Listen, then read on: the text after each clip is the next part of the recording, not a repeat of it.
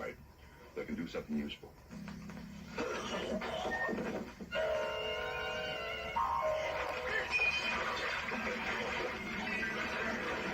A parasite that can take over the function of a human organ.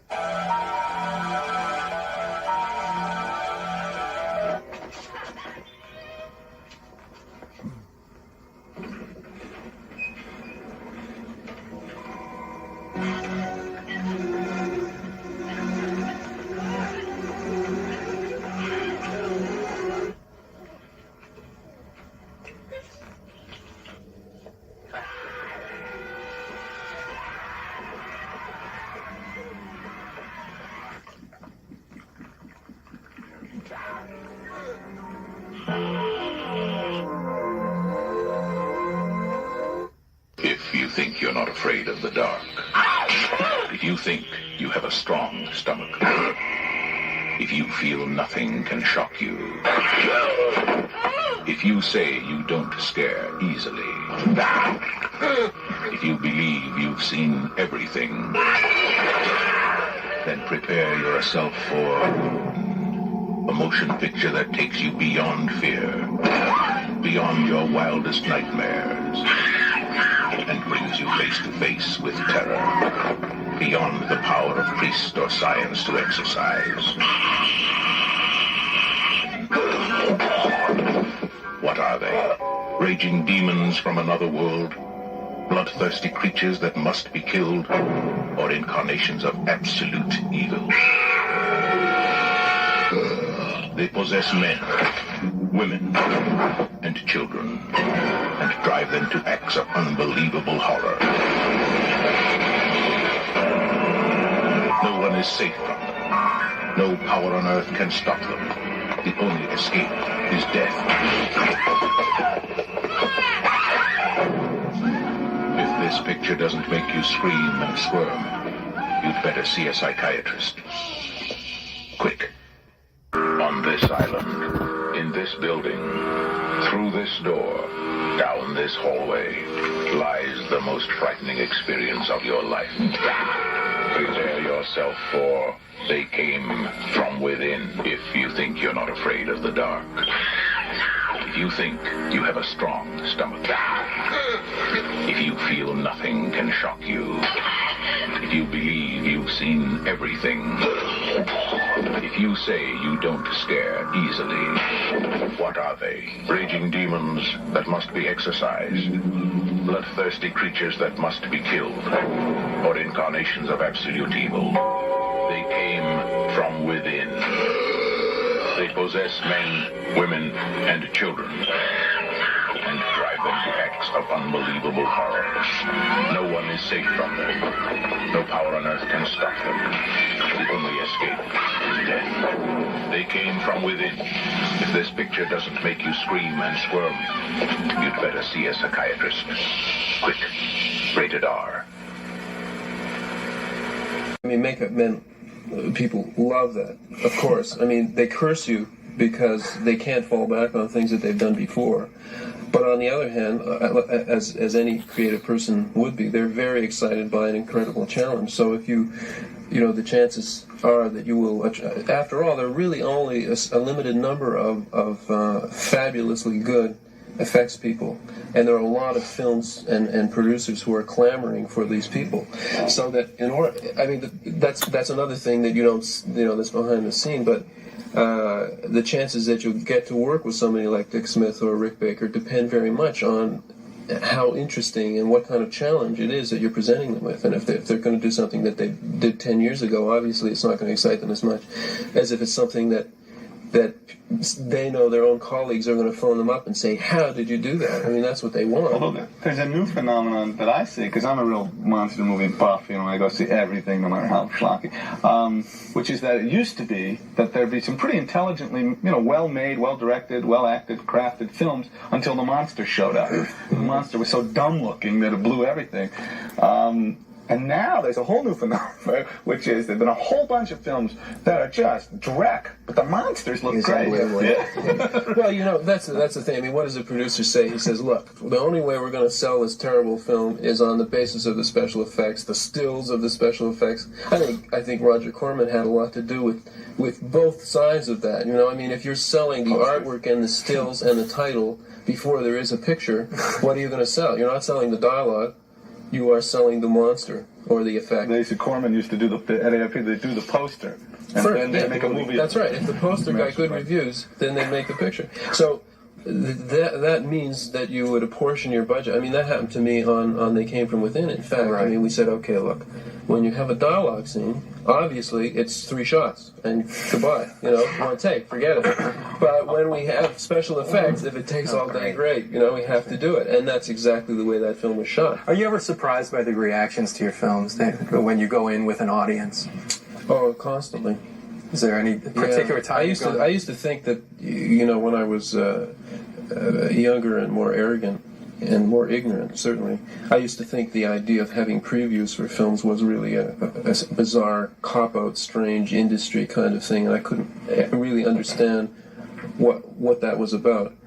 And I later realized that there's a very good reason for it, and I realized that, you know, I used to think, well, if a poet doesn't, you know, go out and preview his poetry, but in fact I was wrong about that too, because poets always used to go out and read their poetry to audiences, and they would refine it afterwards, and for the very same reason. And you get so close to it after you worked on a picture.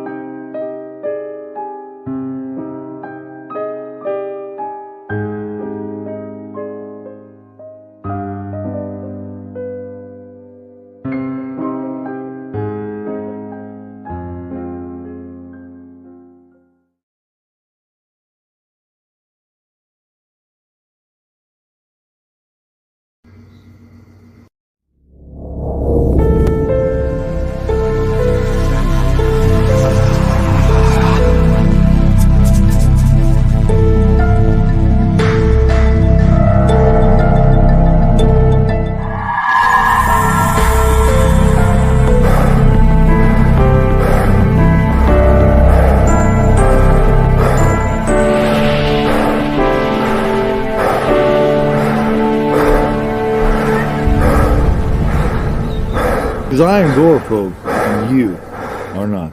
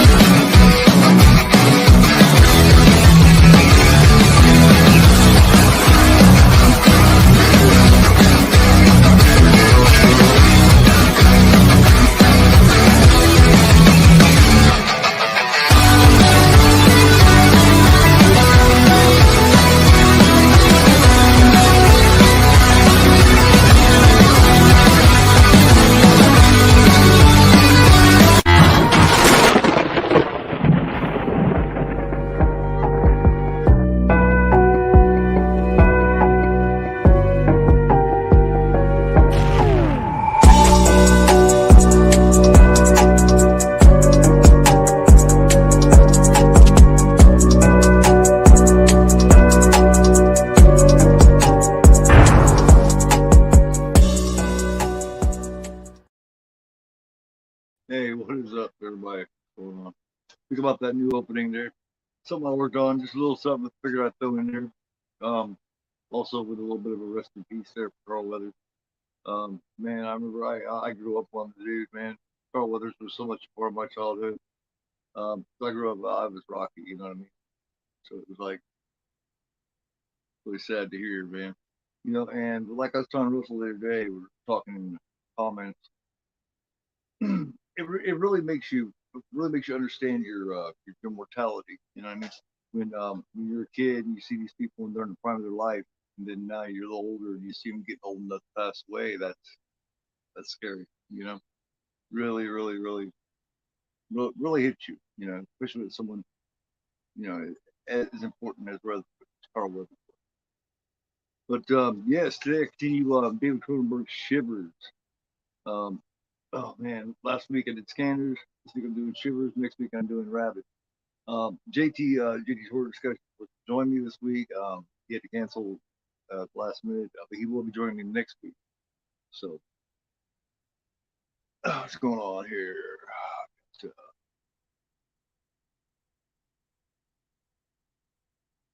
What is going on? Everybody here. What's up, Chris? Austin? Russell? What's up, Corey? How you doing, man? Wild guys, what's up, man? How you doing? All right, man. All right. Lots of stuff to talk about this too, man.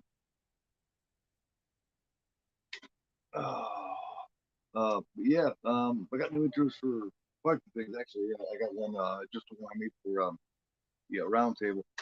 I need to explain the roundtable because you know I don't think a lot of people really do. Damn, when you get an itch and you can't reach it. The itch is always in one of those places where you can't reach them. You know what I mean? The roundtable is basically it's a platform for films that either that we find underrated, underknown, underappreciated. It's basically that stuff. You know what I mean? Um, even my guests. You know what I mean? Maybe I didn't explain it well enough. You know what I mean? My original thought is to get on there and have everybody bring 4 or 5 films that they like that they found most other people didn't like. That turned out to be kind of a little more complicated than I thought it would be.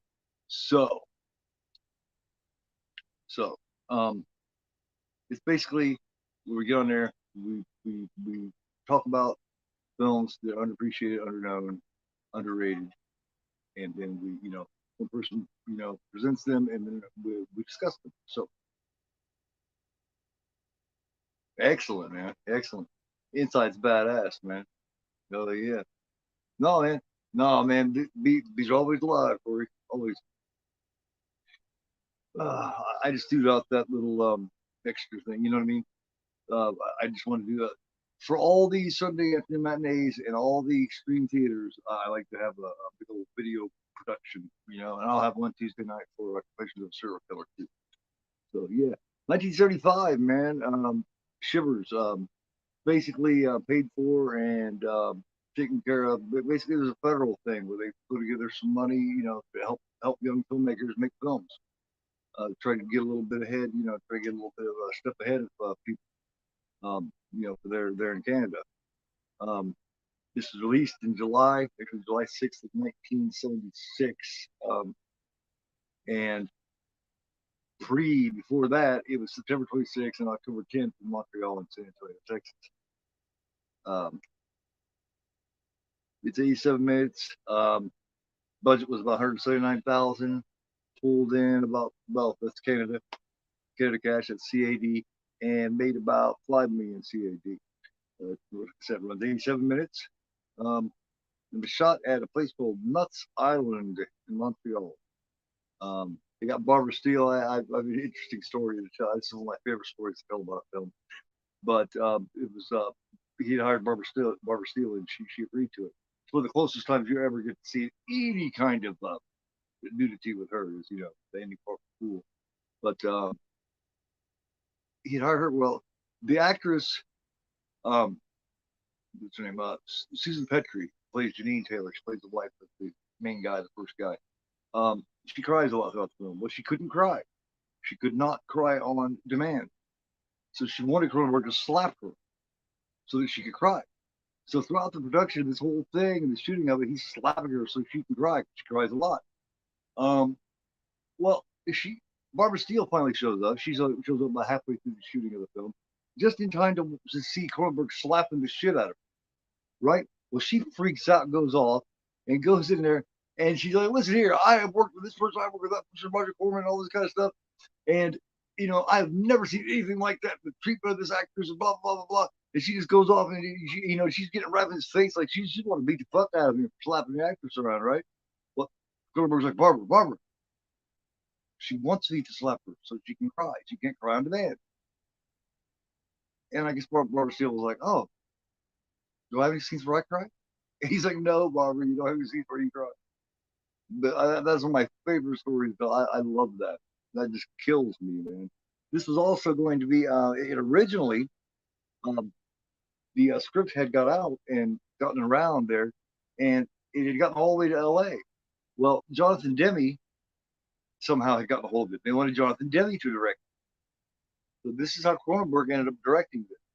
He was like, because he ran Jonathan Demme and met him and everything. He was like, oh, Bob mentioned his script Shivers. He was like, yeah, I know that. They approached me about directing it. And Cronenberg was like, what? That's my film. We need to approach you about directing it. And he's like, yeah, they want you. So Cronenberg got to the bottom of it, took care of blah, blah, blah, all the financing, and he put his foot down, and he ended up directing it. I'd say this is one of the more unappreciated Cronenberg films. And in my opinion, one of the best. It is one of my favorites. It is so fucking wacky. It's fucking out there. The original idea for titles of it was Orgy of the Blood Parasites, an Invasion of the Blood Parasites. It also goes by Chills, Frisons, which is the French pronunciation. They came from within, and the Parasite Murders. It finally settled on Shivers. Cronenberg doesn't like any of the names, but he could never think of anything better, so he remained Shivers. I put the link up there. Let's see here.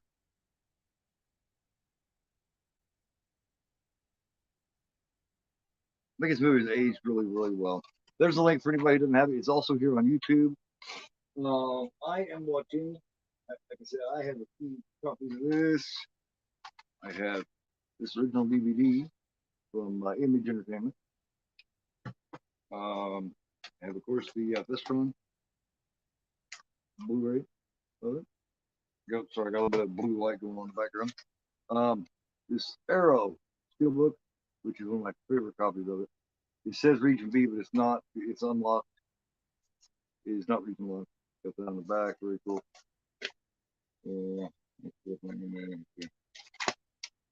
Steelbook Arrow. And then here, this is the newest one. This is the 4K release of it. This is released actually from Lionsgate. And you see this is German.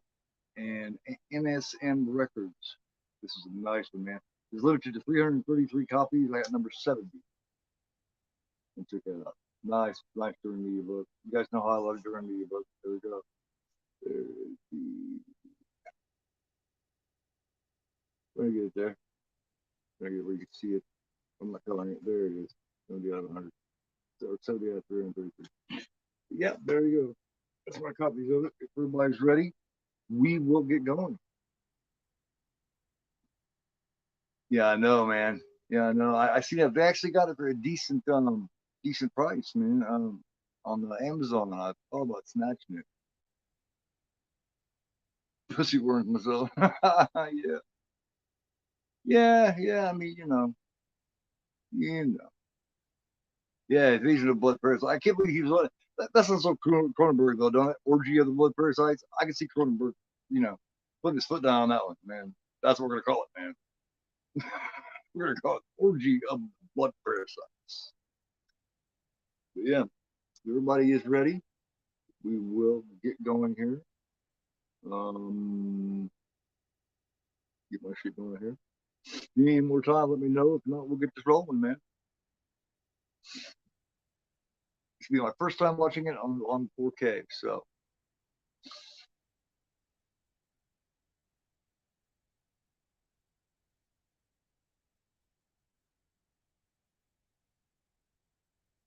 I haven't looked at what yet. Okay. Look to pick it. Okay. So yeah, I mean, share on YouTube, or like I said, if you want to fuck with it, you just listen to air on YouTube one. Yeah, yeah, me too, Austin. Yeah, you best on. Awesome. Rabbit, man. I think Shivers and Rabbit are like his redheaded stepchild. You know what I mean? Actually, he's first 3 or 4 are. You got this. Shivers is his first one. Well, actually, he had 2 before this, but they weren't major motion pictures. It was Radio and Crimes of the Future. Then he did Shivers, and they did Rabbit, and they did The Brood, and they did Scam. Like his first 3 or 4, like his redheaded stepchild. You know what I mean? They just for some reason people just don't give him respect. Unless you get hardcore horror fans like us, and then we do, but everybody else is like, well, I don't know. I've heard so many, I've seen so many reviews where people ripping on Scanners and ripping on these films. It's like, man, you don't know what you're talking about, dude. So I will, if there's no, if you guys are ready, oh, Rabbit's great, dude. Rabbit's great. And Marilyn Chambers did a great job. I got stories for that too next week, man. I got lots of facts to tell. I got lots of, you know what I mean? Lots of things to tell. But we get to this countdown here. If anyone has any objections, let me know as I'm counting. 5, 4, 3, 2, 1. Play it.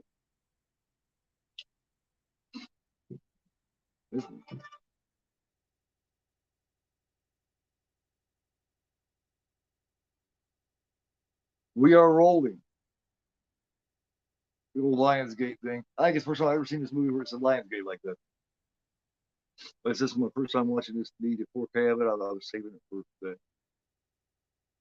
There we go. This guy's such a cocky son of a bitch. Hello, I'm Roman. And he is throughout all of this, man. He's just one of those little. He's a head on a stick. You know what I mean? You cook off this light here. Oh, right, here we just this light, man. I'm not liking it. Not liking it. A little better. Still like glowing though.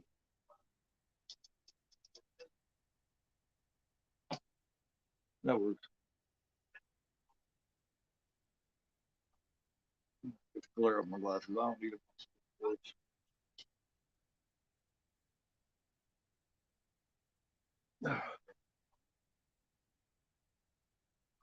Yeah, Burger Steel's always cool, man.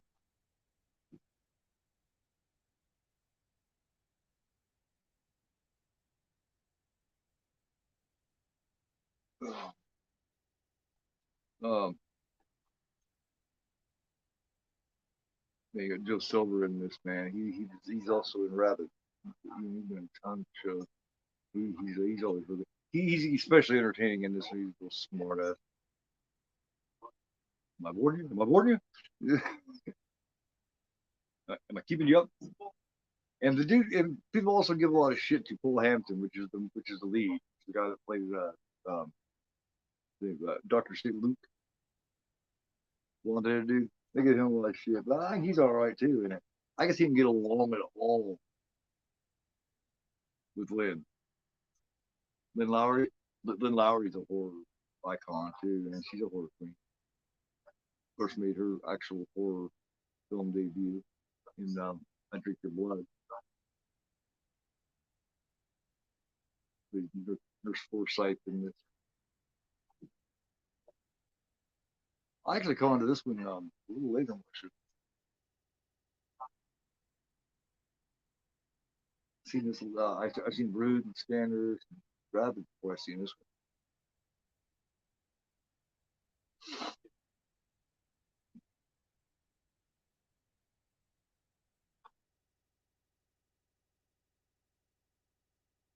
This guy's still fucking talking, man.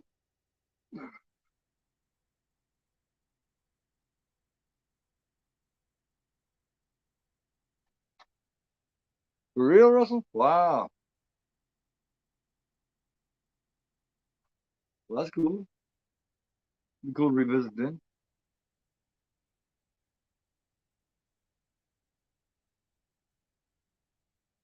Oh man, Rabbit is cool, yeah.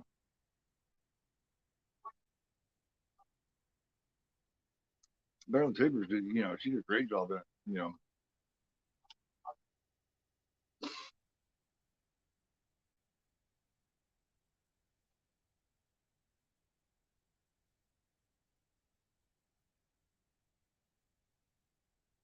You actually got a lot of things here that pertains to shit going on today here, right in this opening scene. You know what I mean? The story with this doctor.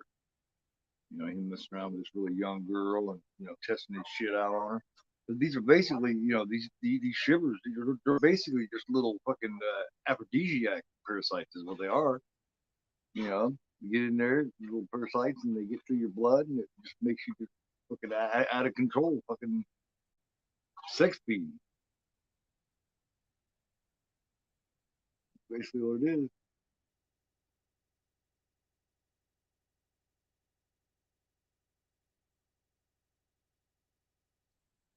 You just can't control yourself. Here's this guy. This guy's in Rabbit too. I remember the comment he makes on it. Yeah, yeah. Am I buffering on your side?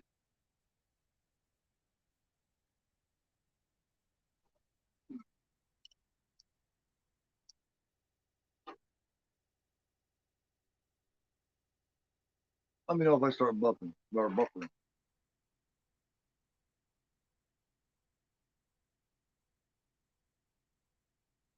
He just fucking start choking. Chill, dude. It's all right.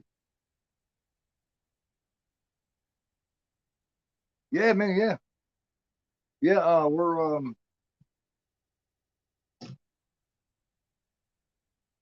Ooh, okay. Yeah, man. We're like 6 minutes. We're 5.5 minutes in. 5.5. Just starting, man.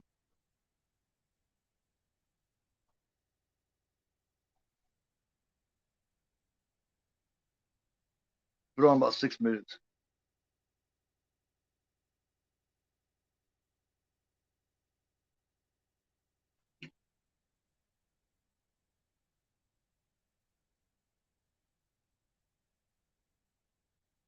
So did he kill her when he choked her? I think he might have choked her to death, man. Cool. Yep, 60, yeah, 610. Okay. And it goes around this fucking glass. That glass is fucking break, man. I hope I always wondered if that was glass or something, because just the way it shattered. Because her head's fucking broken. Blam! Oh, it's kind of wore out, don't you? You're like, God damn, man. You got a whole set of, you got a whole set of moves on her. I give her that. Too impressed with, face a little bit. Boobs are nice. Here's the guy, Mr. Tudor, Nicholas Tudor. His wife's cool. Cronenberg always compared this chick to the Susan Petrie, the one with his wife. He thought that she reminded him of Michelle Pfeiffer. Yeah, yeah. So do I. So do I. Yeah. He always thought she had like a Michelle Pfeiffer character or quality to her. But yeah, she could not cry on banana, you know. So every time she had to cry, Cronenberg had to slap the shit out of it. That's why you look when she's crying, her face is real red. Or he had to slap her. So he slapped the shit out of her throughout the entire making of the film. Damn. Maybe you should have hired somebody else.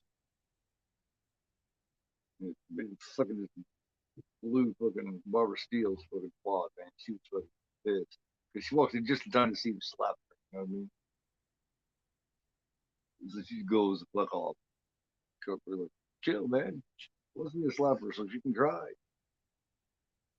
Are you see her cry? No.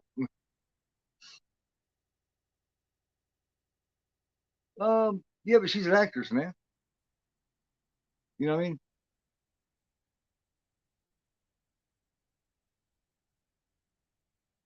You're gonna try to be because she was trying she was in a lot of other things too, Corey, man. She she was trying to be a serious dramatic actress. She's trying to be, so you better learn how to cry on the band.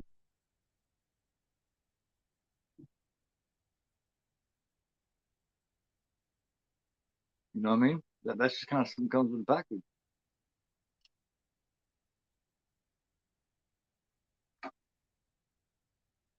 I probably could actually. It takes a really dramatic person, man. It takes you got to focus in on something that really hurts you. You know what I mean? And you got to focus really hard on it, and that's what brings the tears out.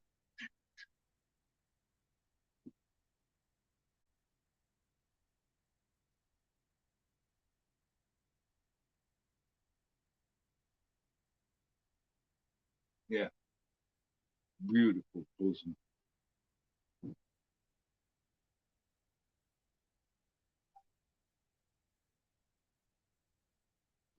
Yeah, I got it. It's real cheap, Austin. You should get like $10 or something. I think.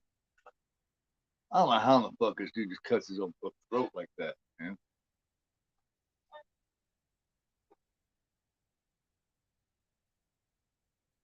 I couldn't do that shit. Like, he's a crazy old bastard anyway. You know what I mean? Fucking pervert. He's ever fucking over. She's like 12 or 13 or something like that. I think. He's cut him. He was cutting her open so he could put that shit in there. I'm just looking at acid or something. I think to burn the parasites out. He's trying to kill him, get rid of him because his experiment's gone out of control. This dude, you couldn't get any more fake than this fucking guy, man. He does a really good job. Ronald Ludwig. I'm assuming we're not talking about that shit. Pew.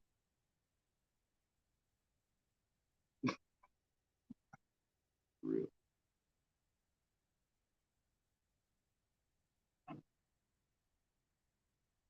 Oh hell no, man. You gotta freeze anywhere, man.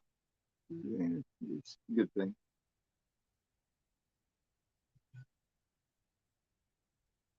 That's coming from the smoke. It's like I keep I keep my shit back here in my Portland.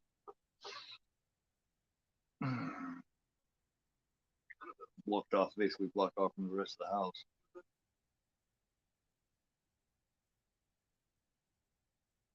We come in to get a little bit before he goes in to work. Shit, sees her laying on the fucking table, all cut over, fucked up. He's like, oh shit, I'm wasting time. I can get the fuck out of there. I need nobody pin that shit on me. Real. Like, oh, didn't see her, don't know her.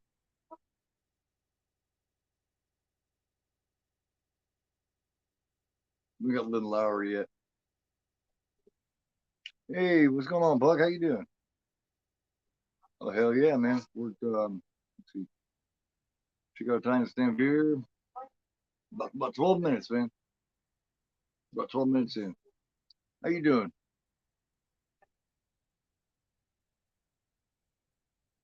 Here she is. Here she is, the legendary Barbara Steele. We can play it up between them. She got that. Um,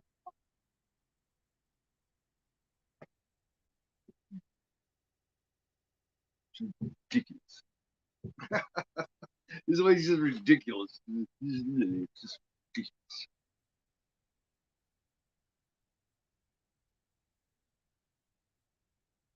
She's still alive, isn't she? Barbara Steele? Pretty sure. How old is she? She's got to be getting up there. No problem, man.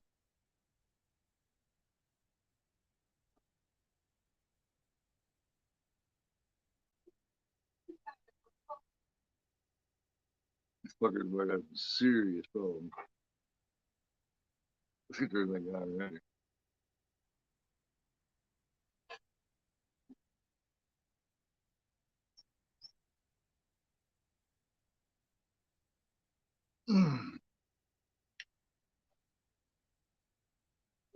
the apartment complex like this, man, they had to have seen old dude going in and out. They lived both of them, you know, at least.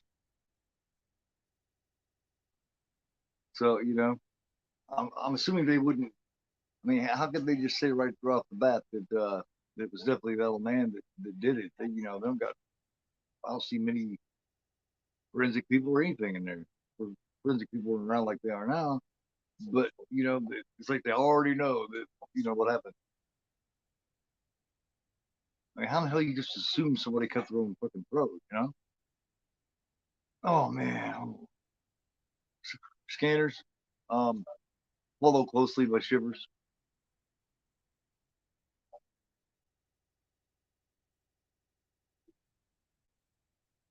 Yeah, gotta be Scanners, man. And that's gotta do with a lot of nostalgia and shit too, you know. So like I tell everybody, you know, I mean, you always gotta factor in nostalgia with people's favorites. Like when you hear some people's favorites, and you're like, really, that's your favorite? Well, that's got to do with nostalgia, you know. First one you see, you know, like we were discussing Phantasm last night. JT and I were over on Jason Channel, Ginger Ninja, and we were discussing, you know, our favorites and shit. We were discussing the franchise, and Ninja was like, you know, his favorite was the second one because that's the one he's seen first. You know, that's the one that, you know, and that makes sense. Of course, the first one I seen, you know, was long before the second one was made. About 1980, that was the first. To me, the original still would easily the best, easily. You know, be the funnest or anything, or the best well made, or got the highest budget. To me, it's by far the best. It's the only one that with the vibe, you know. It's the only one with that surreal dream feel.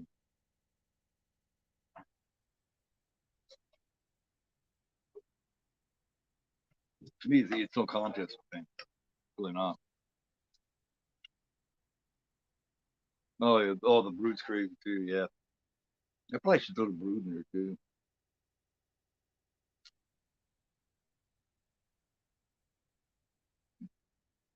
Yeah. Oh, cool, man.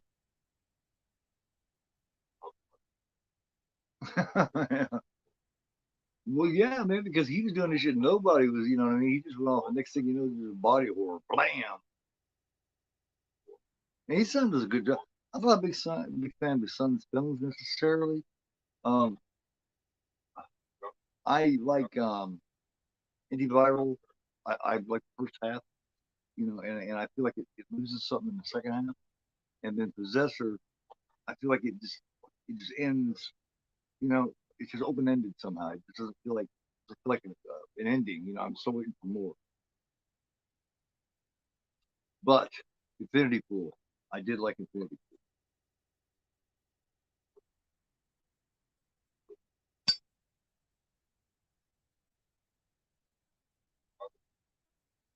To me, Infinity Pool felt like one of his best films.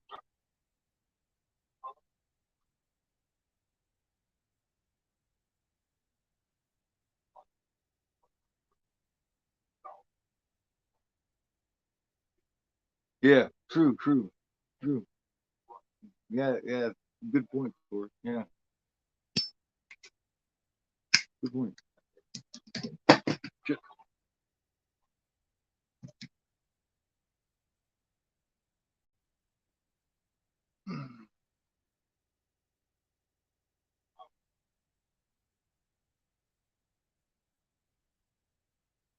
True. Yeah. But I loved how Infinity Pool played with your emotions, man, big time. Because the whole first 2/3 of the film, first couple acts of the film, you love Mia Goth. You know what I mean? She's great. You know what I mean? You like her. I mean, you really like her. You know, she's adventurous, fun, just crazy, and she's into you. And then in the third act, man, she's this fucking bitch, man. And you just like, you know what I mean? You go from loving her and just, you know, desiring her to just despising her, you know? And I love how they play with you like that. I like that shit. That's so cool. Because I hate her when she's on front of the car, fuck with him and talking shit and mouthing off at him and putting him down. And I was like, oh man.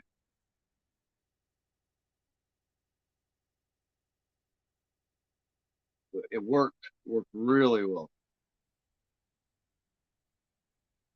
Yeah, I did like him too.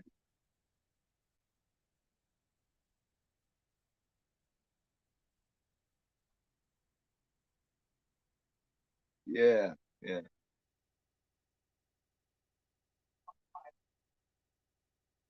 yeah. Sorry, didn't mean to spoil it for you, Pug. Well, I mean, I don't think I spoiled, but you know, what I mean, just a little bit. But yeah, check it out. You'll enjoy it.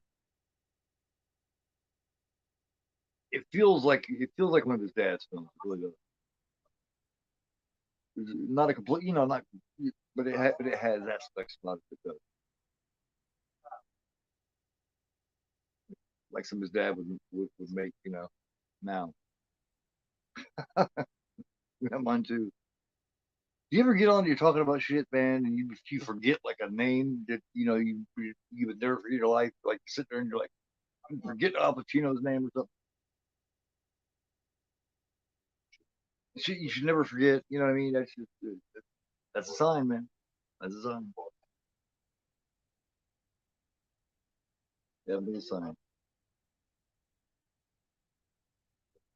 Yeah, 12 years old. That's what I thought. Yeah, yeah. See what you're saying.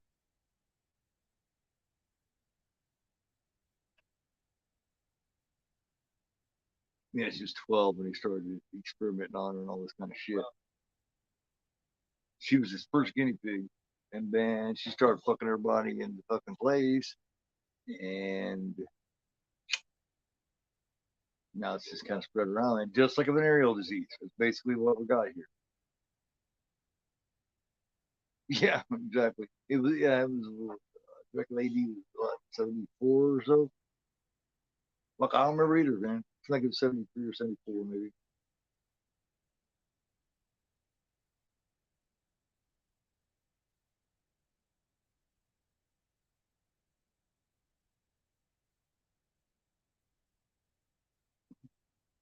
There's that dude again. This dude down here fixing this black dude. We seen him in Scanners last week. He's in this, and I do believe he's in Rabbit as well.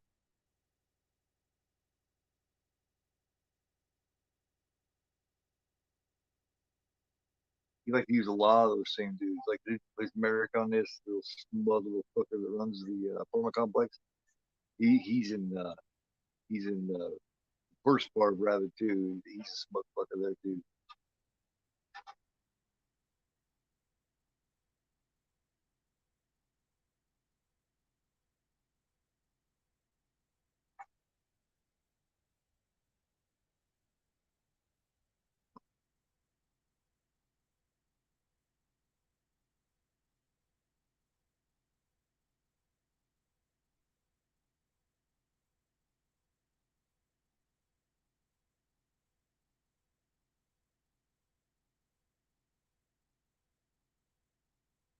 I explained to her what the problem is. He's like,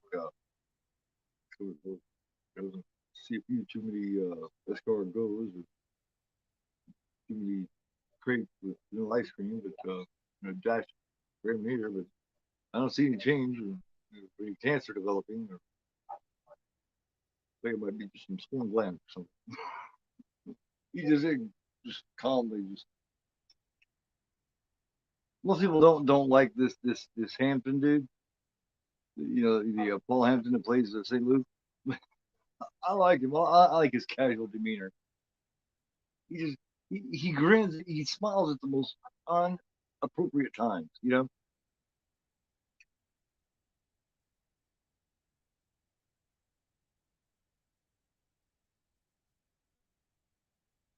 Oh, thanks, man. Appreciate it. Yeah. Oh yeah, man. That's definitely a passion, man.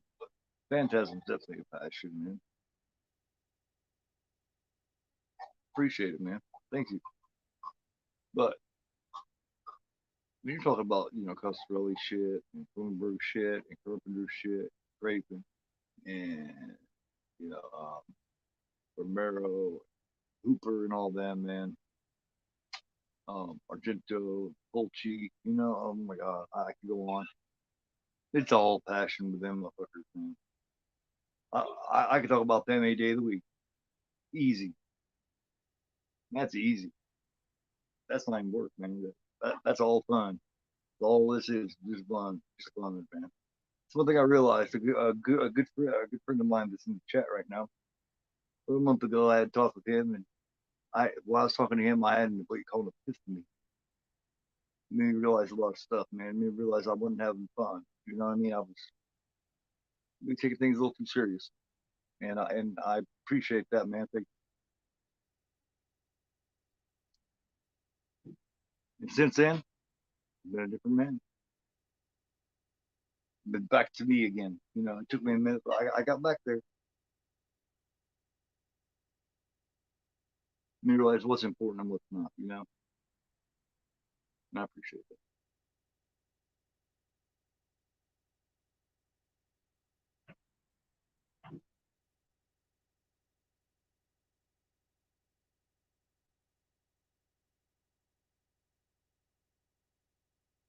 He's just fucking spitting out over the side of the bill. I love that.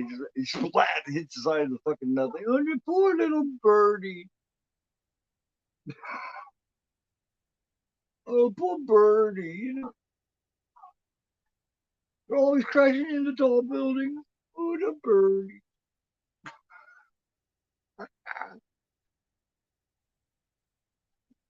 Oh, yeah, man. Yeah, you know. Hash browns awesome, dude. Hash browns are cool, man. You got the loose hash browns, or you got the patty. No, definitely. Yeah, oh, yeah. You know, I mean, I know the original Phantasm didn't have a lot of money spent on it, and you know what I mean. They had to do things like the hard way shit. You know, production isn't as high.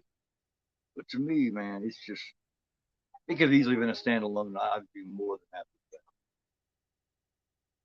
that. I'd be more than happy if Phantasm would have been one film. A lot of people like the second one and shit, and that's fine. I mean, it's all right. I don't mind it, but that first one, man, just got this so surreal. And it's just, you know, like, you know, Knight described it best. He says, like a fever dream. I think it's about the best way to describe it.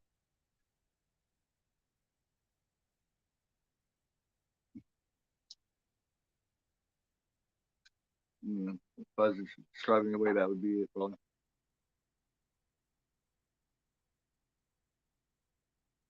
Yeah, man, it could easily be. I mean, I don't mind. Sequels. That's cool. To me, yeah, it's easily be a standalone. There's a lot of them that could be really. You know, I'm gonna get all these sequels, man. It's crazy.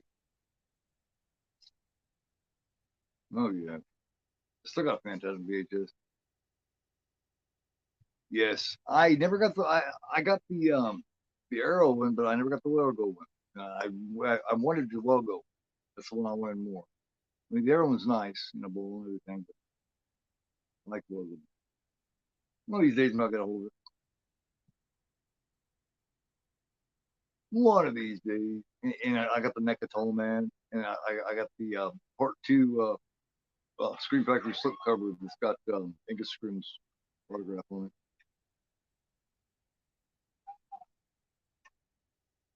I got a little bit of Phantasm shit. Loved getting that. Got the Angus Scrimm signature on one of his last conventions. You know, I have not seen Crash yet. Yeah, I need to see that.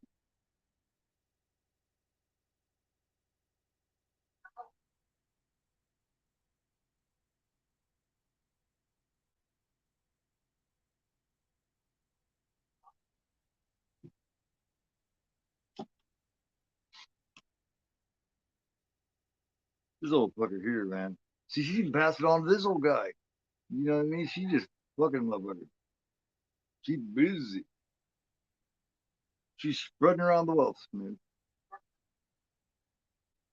Not bad, not bad. Here, I'll show it to you before before we end here. When the film's over and stuff, I'll look at that. It's just back there. I'll pull it out and show you. Not bad, not bad. It's one that was made before they had the articulation and shit. It's out for 15 years now or so. So it's one of the earlier ones. Like when they did like the Hall of Fame and shit like that. Back when they made the Dawn of the Dead and all that shit. I got those too. I got the Captain Spaulding signed by Sid Haig too. Lucky as fuck for that. Yeah, I was just telling the story, bud. I don't know if you were here or not hearing it, but this girl here that plays the guy's wife, the girl with the short hair, I guess she couldn't cry, on demand and shit, and she's supposed to cry a lot in this film. Well, in order to cry, she had to have Cronenberg slap her so she could cry. So if you look at her when she's crying, it's like her face is red. And Barbara Steele walked in just in time to see him slapping her one time. And went off on him, but he was like, "No, chill, man. She wants to be." I love that story. Figured I'd tell you that too, just in case you didn't hear it. The girl here that's talking to Barbara Steele right now.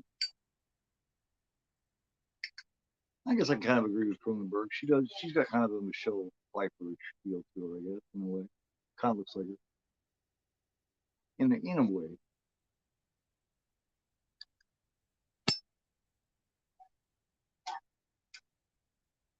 I wish Michelle Pfeiffer did more shit nowadays. More than just a Marvel shit.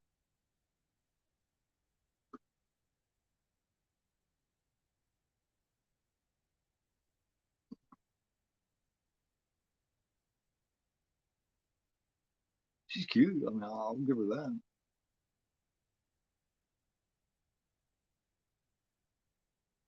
Not so sure about her acting ability. Yeah.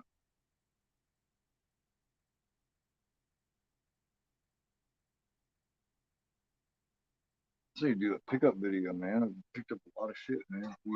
The Arrow Carry 4K came yesterday, which I wasn't able really to get, but they took the money on my card and already shipped it. So kind of behind right now. I don't need to be getting shit, but I am anyway. He's at the fridge. He's like, damn, dude, you're gonna at least get out the way of the fridge and close the fridge.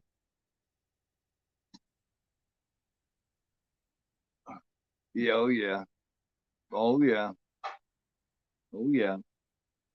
So did I, Russell. So did I.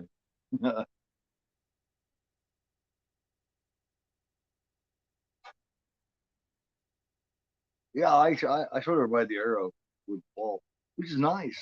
Don't get me wrong. I just like I think I might like the logo better.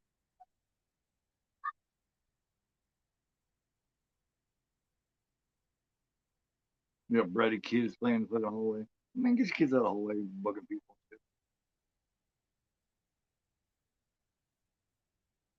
I think about an apartment like that. There's one right there. There you go. Yeah, guy that created the little shiver things is Joe Flasco. He just and I think that like Slither and Night of the Creeps and all of them, man, were inspired by this. Cronenberg swears that Alien was inspired by this movie with a couple of scenes with the little shiver thing. Oh yeah, we all did. We we all did that. All the all the people that they're old enough to look at the VCRs and shit. We all did the two VCR setup thing and dubbing tapes and shit. I did that shit with the DVDs too for a little while. Then they start putting the blockers on.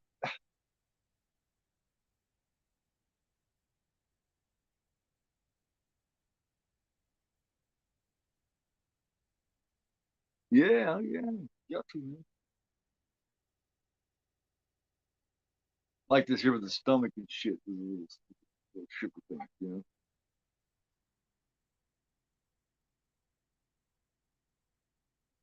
Like he likes him, like he's got a relationship with him. We're gonna be close friends. It like makes you go crazy. It's like these are like little venereal disease looking parasites.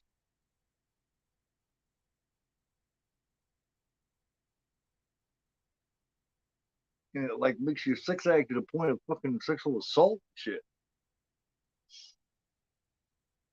Like you, like any person willing to give it, you just take it. That's an aphrodisiac.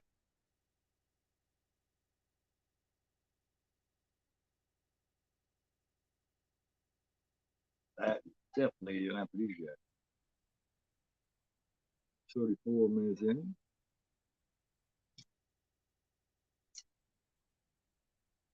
Look at that 70s shit. There's the lights hanging down there like that. That is so 70s. I love the 70s ambiance, man. I love that shit. Yeah. Yeah. Oh, yeah. It's 708, yeah.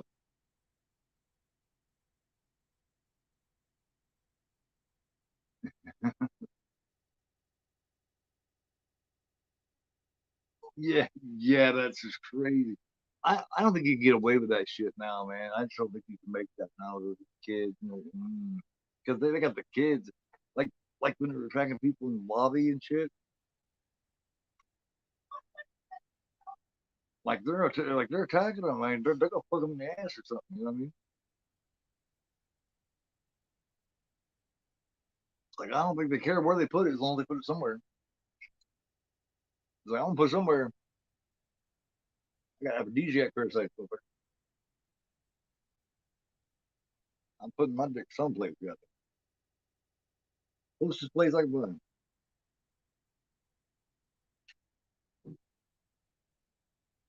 Hi Joseph, how you doing, man? Yeah, I know, man.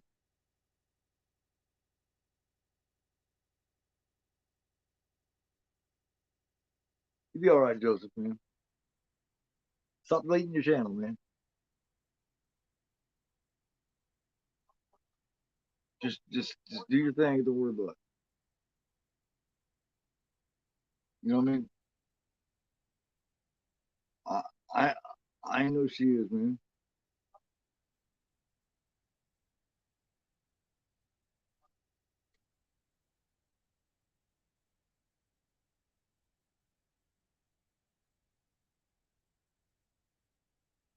I wonder what it cost back then to get Barbara stealing your shit.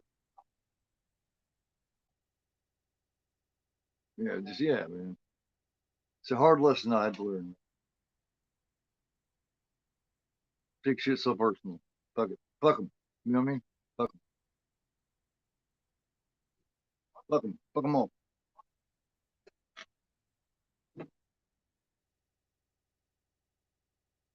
You gotta do your vision, man. Your vision. Nobody else's vision. When all, you know, at, at the end of the day, and you're sitting around late at 2 o'clock in the morning, is everybody else there with you? Is everybody else there making decisions and shit with you and your channel and everything? No, it's just you. So, you know, at the end of the day, when all smoke is clear, all your, you know, everybody else ain't sitting around there with you. It's just you, man.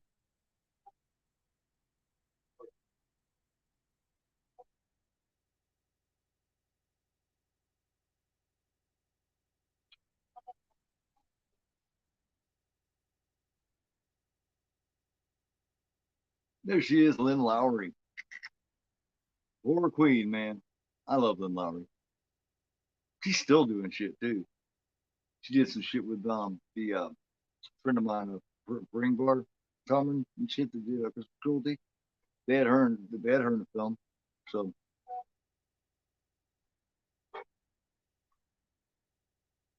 yep, we'll do it, man. Look it up.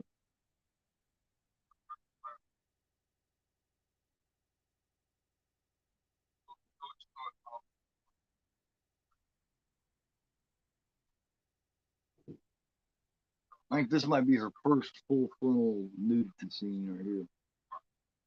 She didn't do it in I Drink Your Blood, I don't think, I can remember.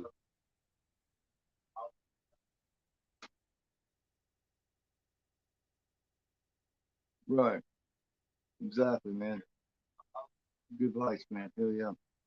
Yeah, man. Just yeah. Like I'm cursed to be me. So I just fucking just own to it. You know, I just own it, you know what I mean? It is what it is, man. You gotta do it. You gotta do you, man. Whatever that may be. She just nonchalantly just standing there taking her shit off, just fuck it, man. Get ready. Oh hell yeah. I want to interview. I saw that got into it and tried it yet. But I want to interview because I know he's starting to get up there and shit. I want to interview Michael Ironside. I'm gonna try to get Ironside. There's a couple of people I want to get Ironside from. Another one I would love to get PJ Soul.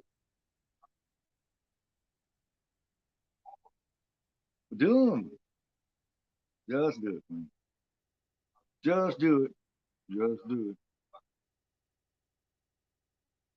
But you got to not fucking worry about it. You got to not worry about what people are saying about,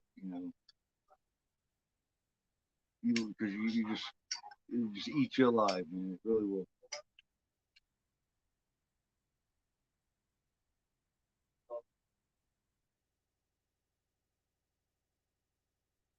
Doctor sitting there right in the office smoking a cigarette. Yeah, I would love to get him, man. No, like him. Like Revick, Daryl Revick. You're listening to me. Yeah, that would be cool. But if I was to interview, if I was to get these interviews, man, the thing with me is I would want to ask different shit, man. I want to ask all the same shit, of course, I ask some basic, like you kind of got, a couple of basics. But I want to get into a little bit different shit. You know what I mean? I want my shit to be unique. I guess they had a body double here for Barbara Steele's legs and shit here in this scene.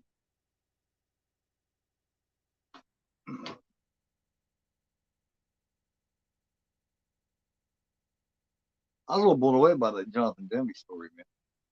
I know this has been offered to him, but I didn't need Cronenbergs know that they offered it to Jonathan Demme back in the day.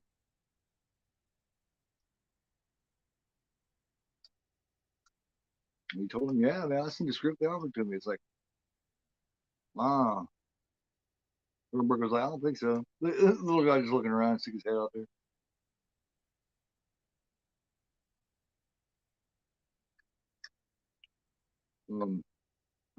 Lynn Lowry, I guess Cronenberg wanted Lowry because of her, like,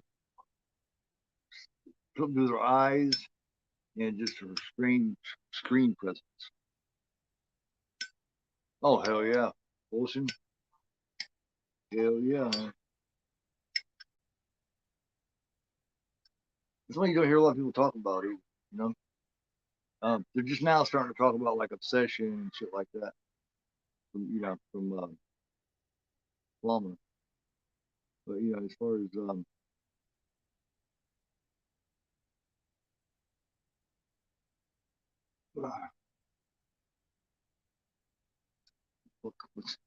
what's his name? Dirt. See, it's one of those times where the name's not coming to me. Blansky. No, yeah, they don't. And I think it's got a lot to do with what he's done. You know what I mean? People are really serious about that shit now. You know what I mean? You fucking around with younger girls and shit now. You do that shit nowadays. Yeah, I got it before you told me. You fuck around with young girls now and shit. No matter how long ago it was, man, you're fucked. You know what I mean? People tear you up. I mean, look at the Steven Tyler thing. You know what I mean? You're doomed to do that shit, man. Got to leave the young girls alone. I can believe that story about Steven Tyler. It blew me the fuck away, man. I think he adopted a girl just so he could have her with him and shit on tour and take her with him and shit. And it's the one he's fucking around with. Wow.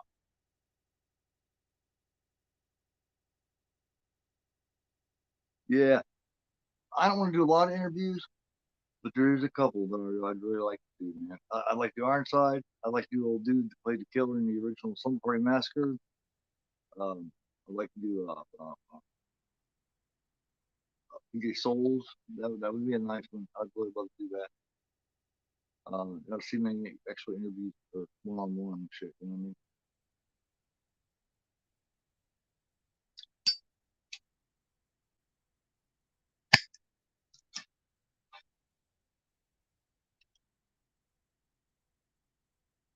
Yeah, Russo, yeah. Frank Henenlotter, that would be a good one. I'm doing Basket Case in a month and a half or so. It's in March, I think, somewhere on Extreme Theater. I'm hungry for love. He's like, oh my god, god damn. That bitch just said slam against the wall and shit. She's like, motherfucker, you giving it to me. Wham! Slam against the wall. Come on, bring your ass in here. At least picture you got over. She got a nice little body on her, but come on, man. I like Joe Silver. I think Joe Silver's real good. Man. He's got some about his screen presence. Basket Case is really cool, man. Yeah, well, it's all on you, Joseph, man. It's up to you, man. It's all up to you. If it's your dream, what you want to do, go for it, man. You're never gonna please everybody, man. You're never gonna please everybody. You know, you're always gonna have your detractors. You're always gonna have your critics. Your people that don't like you. That don't like the way you do things. You know, talk about things or your opinion, or you know, you just gotta accept that, man. You got to, or you're just not gonna make it on Belial. Yeah, I love that name. Brother Belial. That's a good site. I didn't know anything about that site, but that's where I got my Confessions of a Serial Killer media book, and it showed up the other day. I was trying to do a pickup video on that. But that's the one I'm doing Tuesday on Extreme Theater. Confessions of a Serial Killer, 1985. I think that movie deserves more recognition than it gets too. Henry's the better film, but Confessions of a Serial Killer is pretty decent too. He has its place. Dick Miller, yeah. Oh man, yeah. Dick Miller is like the classic that guy. You know, that guy. You see, oh, it's that guy because he's in so many shows. You know, he was in, you know, he was always that guy in the show. You know what I mean? Terminator, Rana, you know, The Howling. He's that guy. Oh, it's that guy. But Dick Miller is like the epitome of that guy. Too bad he's gone now. You always hate to see that. She just stabbed that motherfucker. That was actually the one that got stabbed in the neck there, that close up or shoulder or whatever. That was actually Cronenberg. You know, and she missed the pad she was supposed to stab, but she actually stabbed him. I guess Cronenberg has a scar to this day from that. But she missed the pad she's supposed to. So yeah, Cronenberg carries a scar to this day from Lynn Lowry stabbing him.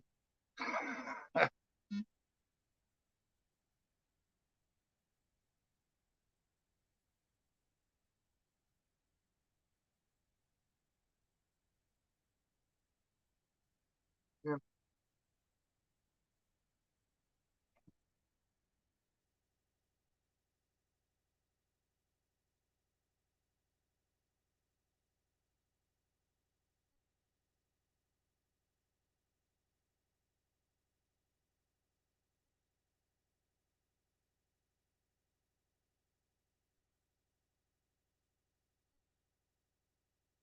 Get that leopard print here on the side of the fucking bar account. Oh man, yeah.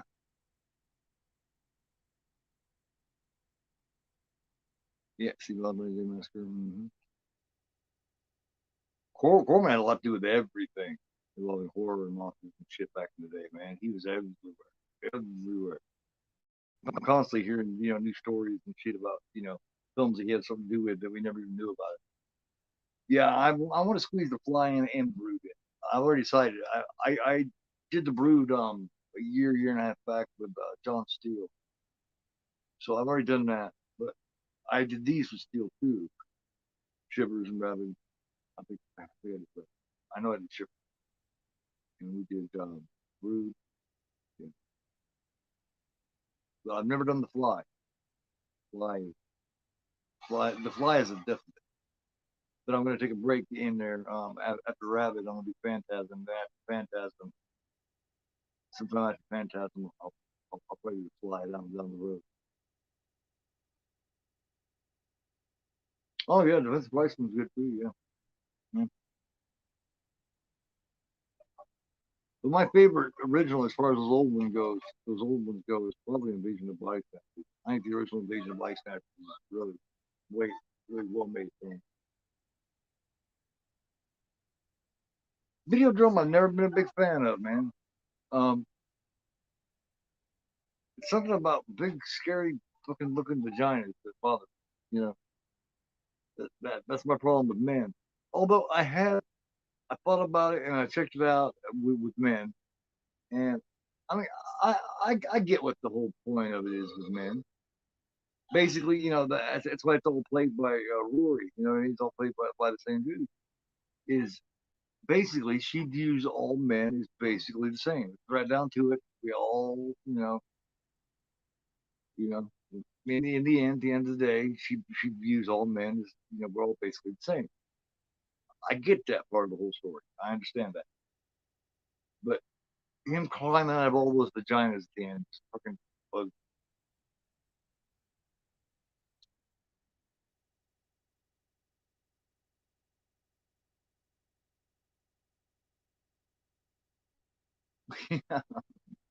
And James Woods, and I'm not big on James Woods anyway. I mean, he's a good actor, but I don't like his face, I don't like your face.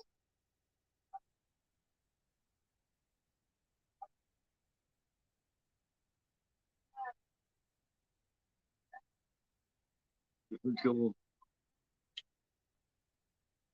keep them the garbage. This is a nurse. This is a nurse. He talks to him like a fucking idiot. This is a nurse. This is a nurse. It's like, I get it. I get it.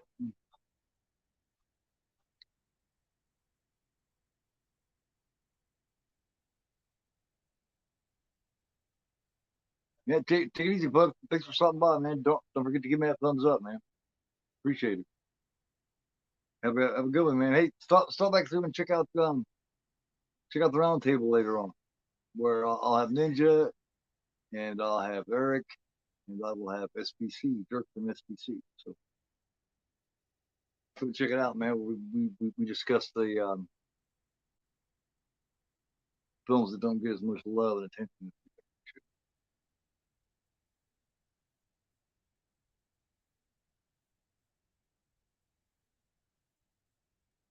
Yep. Yeah. Best 5 o'clock every Sunday, man. Yep. Round table. Usually have 2 guests, but tonight I have 3. Somebody different every week, though.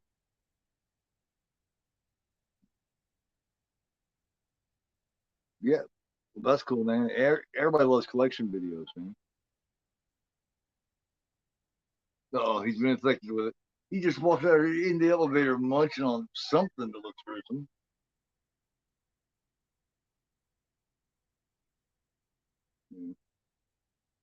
I just never got into video drones with somebody.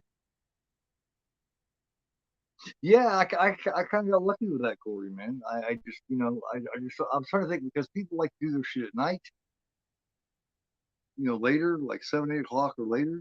I figured, fuck, let's try about 5, especially since football season's ending. It's a good time. It ended up being a decent time.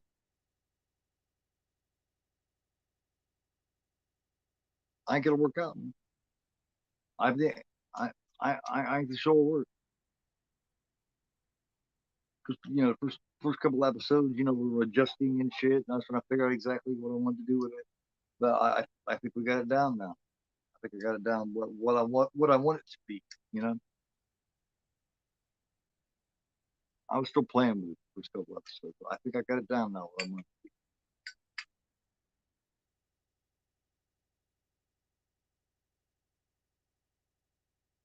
She's just looking at him like he's fucking a pile of shit. It's like.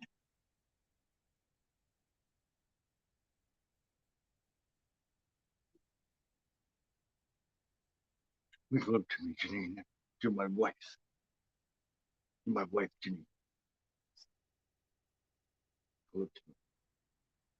Yeah, you're getting ready to see the parts where she's crying a lot and shit. Now look real close and you can tell her face is red from where you're slapping her. Yeah, I probably should. I only seen Videodrome once, and that was not long after it came out. So I really need to be fair about it. Check it out again. I really need to watch it again because I did like Deborah Harry in it. I did like Blondie in it. But she was really good in it. So just to be fair about it, I need to watch it again.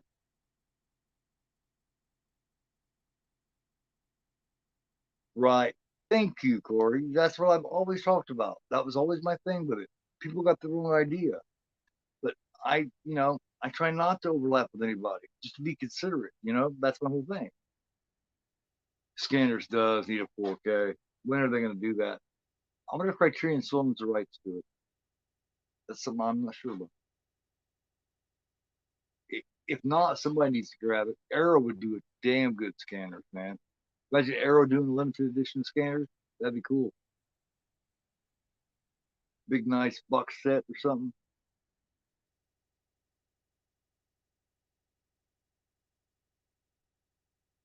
I got my 4K player really good price, man. It was like $130. Which is a really good price for 4K player. And it still runs like a Swiss watch, man. It's still real good. It's an LG, I think.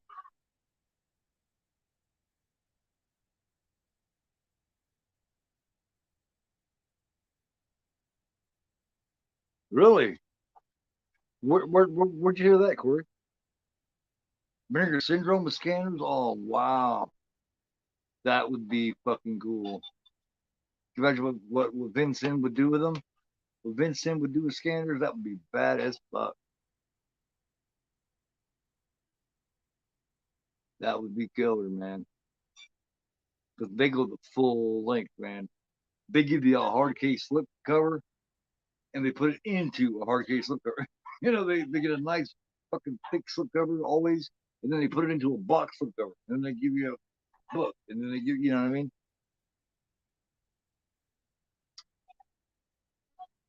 Yeah, that would be awesome. Here she goes with the crying. Here she goes.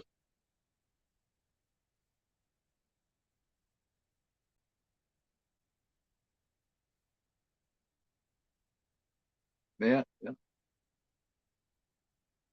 That would be cool, man. Second Sight would do a nice ass scanners too. Imagine Second Sight doing it. Second Sight's I think Second Sight's one of the nicest boutique labels out there. Second Sight's got it going on, man. They're taking over. They're starting to whip them out a little faster too. I just don't want to whip them out too fast. They end up like fucking making a mistake the Arrow and Screen Factory did. They got to replace this and all that sort of shit. They started releasing that shit too fast.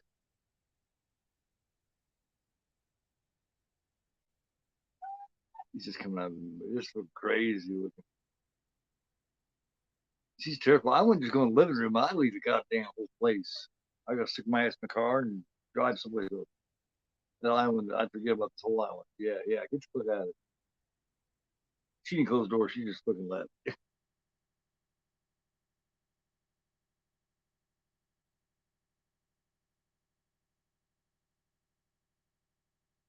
Your fucking lip busted. You know, I wonder if that's busted from Cronenberg slapping her. You know, I wonder. It's possible. Her nipples all hard. It's either cold or getting slapped turned her on. One of the two.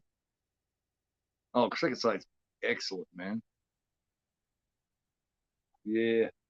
Somebody else did a media book of the Hitcher just right here lately. Somebody did a Hitcher. I don't remember who it was. But yeah, I thought yeah, I'd heard Second Sight was gonna do it. They haven't whipped out yet. I need to catch up on my Second Sight. I need to get Frontiers, and I need to get Ginger Snaps, and I need to get Inside.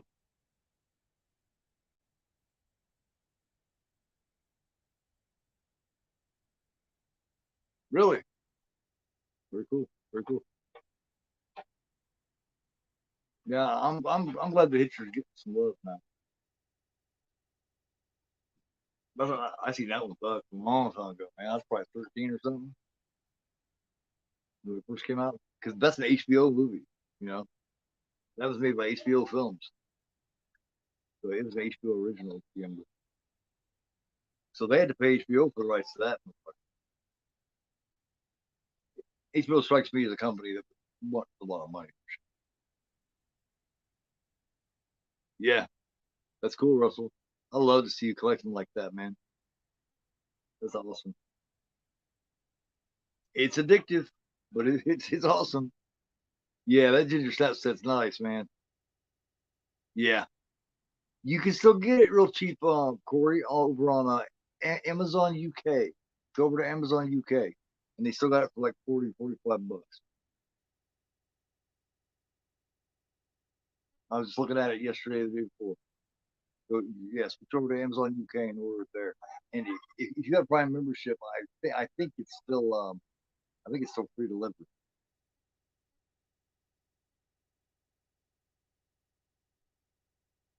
What upsets me, man, is fucking up the goddamn the Abyss and Titanic and all of them, man. Why did he do that shit? Well, why did Cameron do why did Cameron scrub his shit so clean and make it look so fucked up? I don't understand why he does that. Because what I heard, they're fucking shit, man.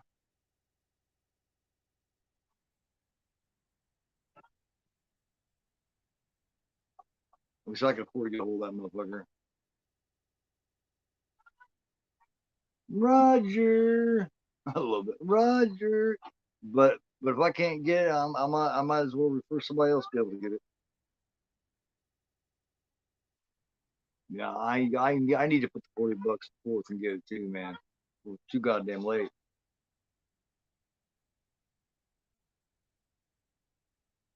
And if Amazon UK is a problem, go over to Amazon Germany. Always check those, man. The Germany Amazon always has a lot of media books. That's where I got that Shivers media book that I showed you guys earlier. It was Amazon Germany.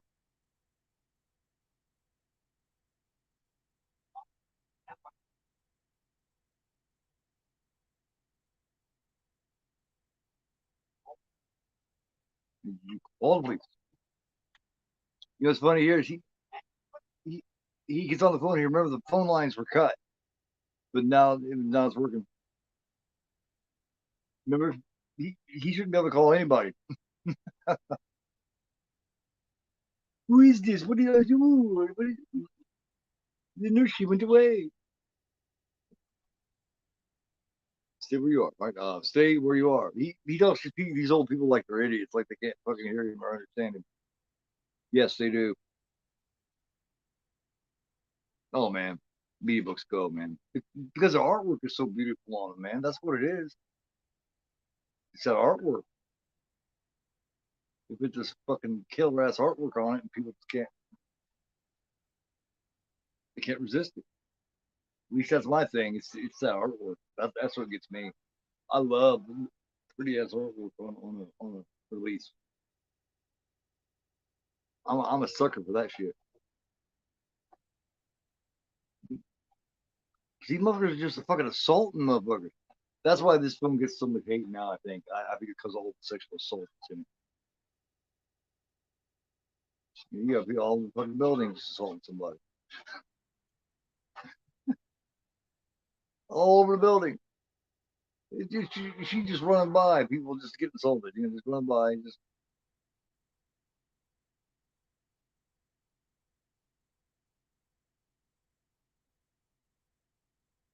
Now, I got until last 1984 on Screen Factory, but I wouldn't mind upgrading it.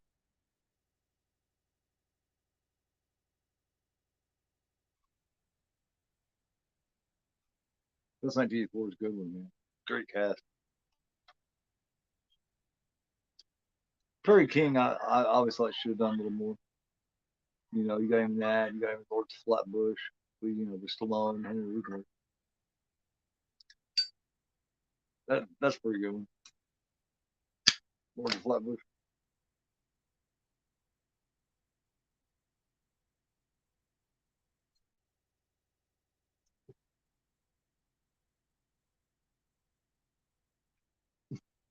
No, she is a nurse. She is a nurse. I know. Okay. All right. I'm not stupid, man.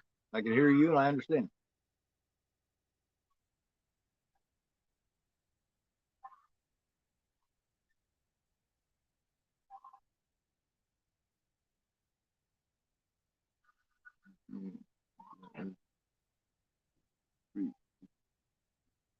Then shit. Right. Yeah. It's all bandwagon shit, man. You don't jump on the bandwagon, something's wrong with you. Everybody's right there. They got the they got the focus, the microscope right on you, just waiting for you to fuck up and do something fucked up. Just waiting for you to do something that's inappropriate. Society now. Just they got it right on you, ready to grade your performance.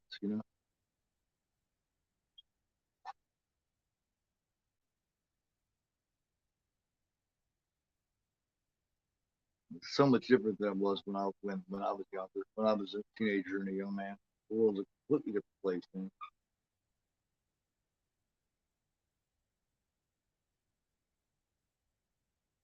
There you go. Oh shit, T-bone. Wham! T-bone it right into the fucking pillar, man. Blam! Oh, damn, dude. The fuck?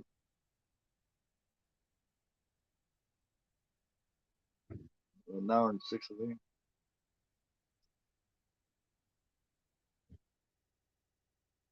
Yeah, it is immature. Here you go, this guy goes. He's a creepy looking little guy.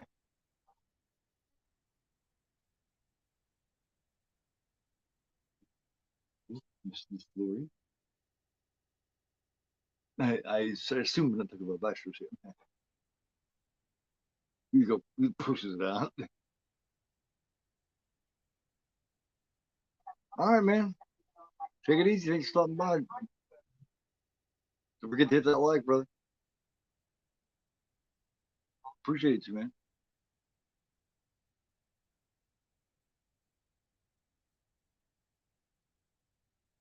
These conversations here, like that Merrick dude is having with this couple, that feels so pornographic. You know what I mean? It really does. Those little conversations, they do that a couple times here, where it feels like a pornographic conversation. Those little pointless conversations that they'll have in pornos. Just so uncomfortable, just so unnatural.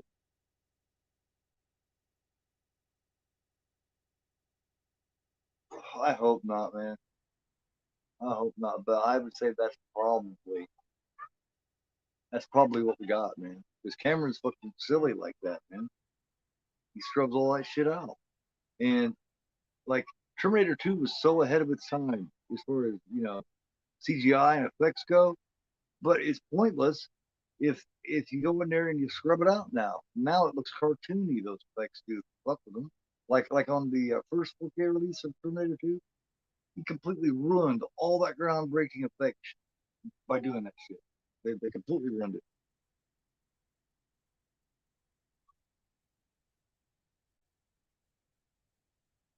No, man, no. You should not. You should not delete your channel. You should do your thing. You should worry about you.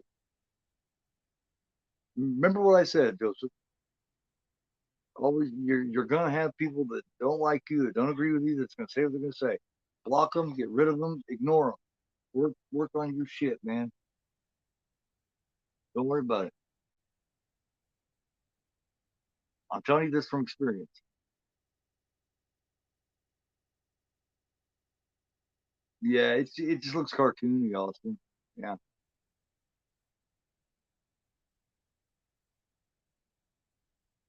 The Abyss is the one everybody's been waiting for too, and a good version of Terminator 2. Now, the Titanic digital version, it don't look too bad. I haven't seen the ones I heard that don't look bad. I heard the Abyss is kind of the digital version anyway, not the 4K. I haven't seen the disc yet, but they say that True Lies and the Abyss don't look very good, especially True Lies, I guess. Yeah, fuck, yeah, block them motherfuckers. I got about 10 motherfuckers blocked on here, man, and a lot of them used to be people in my chat, man. Used to be people that I, talk to all the time. People will be people. Can't control that. Anything you can't control, don't worry about it. You can't control it, fuck it. It comes right down to it. You can't control a lot of things. Shivers 1981. What's that?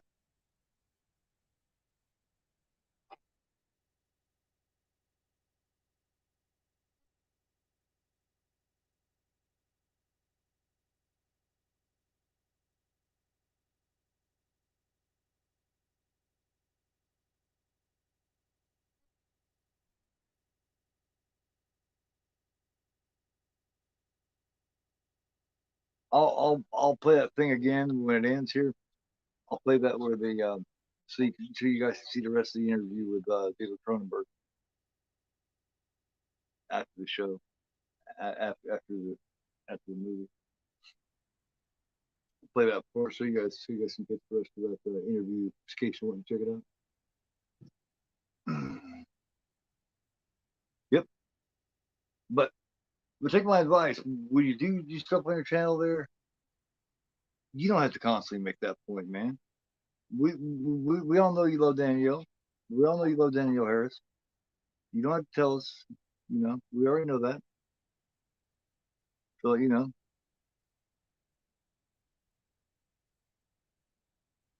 just move on and do your thing, man.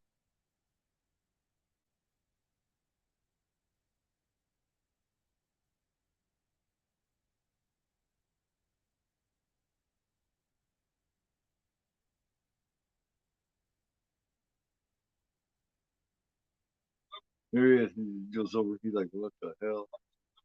Any place I show up to, I never been to before, and the goddamn door is wide open. I don't know if I'm gonna go in.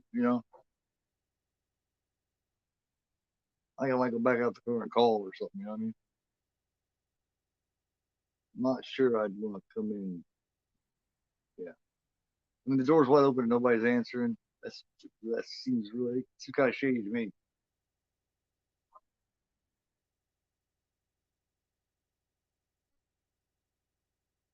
Is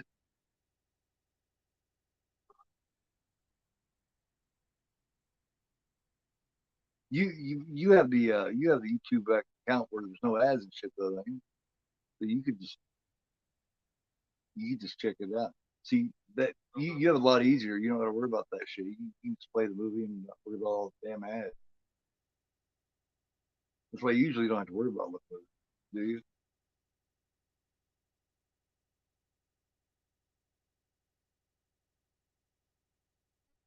Well, over pulling shit. It's like whoa. I don't know, man.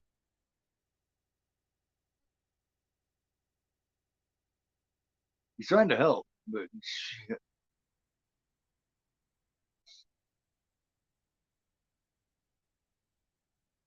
Yep, sure does.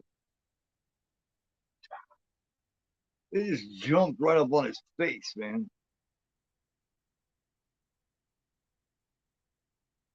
Like he's gonna be out there trying to fuck somebody now.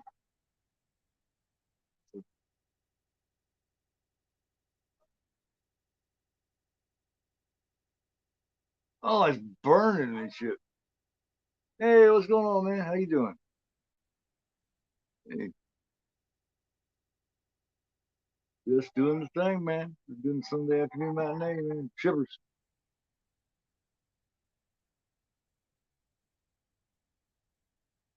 You're prying yourself with a pair of fucking pliers. Damn, beating it in the sink. He's like, hey, you're killing one of my friends, man. Stop beating on my friends. Who my friends were.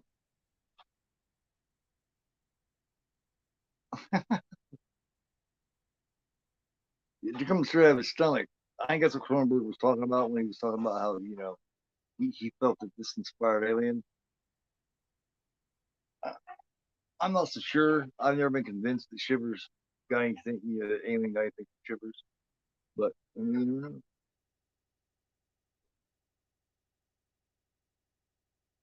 He's fucking eating them and shit. No one's him to eat them. He's like, no, you eat some. No, thank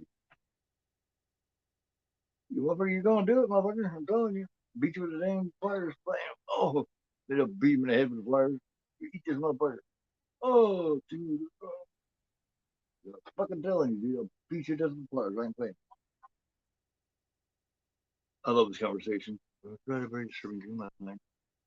For myself making love to a strange man.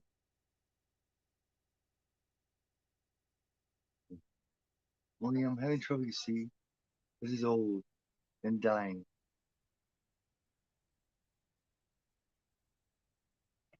And he smells bad, and I find repulsive. Then he tells me that everything is erotic. Everything is sexual. You know what I mean?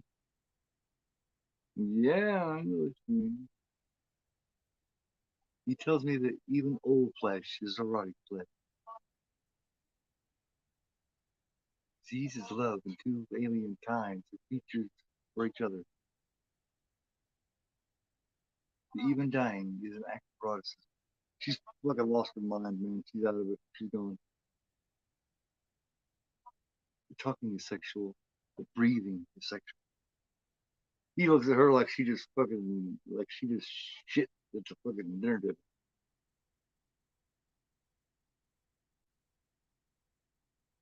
And I believe him. We make love beautifully. He just laughed. Oh God. Just, put a hold of that shit, didn't it? This guy never gets excited, man. He just, he's always like right on it. He's just like he didn't get excited when he punched her. Yeah.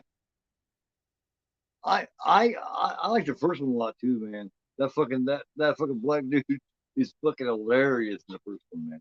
He tickles me, man. I love that. That black dude is fucking hilarious. Come on, you ugly freaky motherfucker.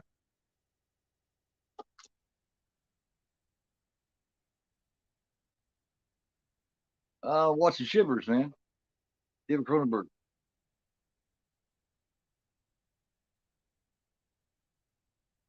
Cronenberg's first. His first actual full feature film. He had stereo and Crimes of the Future for it, but they weren't full feature films.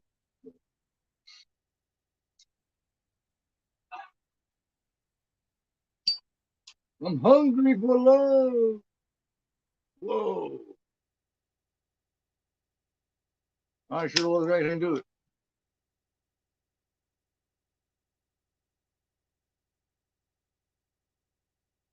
Right. Oh yeah, yeah, man. Like I say, it's my second favorite. My second favorite Cronenberg, man.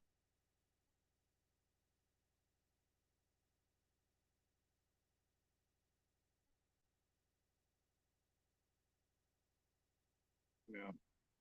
They tried so badly to make this X-rated film, man. You know, because back then there was no unrated X. You know.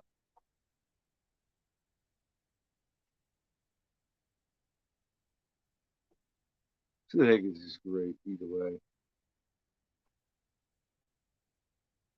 Yeah. Yeah. Yeah. They all got something. Yeah.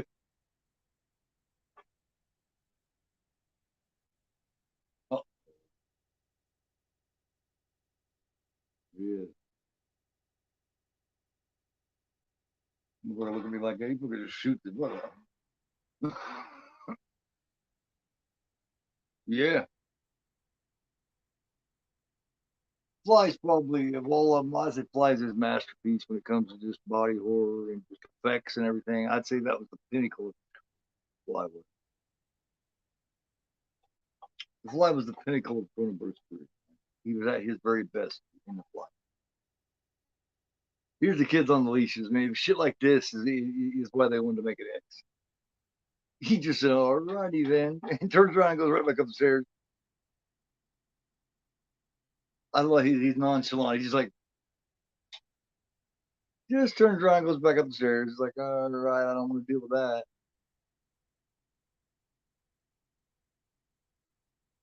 He's looking for someplace to go. In this big ass apartment building, someplace to go. You got two gay dudes here that they're like, oh look at him, he's cute. He's like, well, let me see. Let me go someplace, any place. And they chase him down and shit and be looking in the doors and come on out, come on out.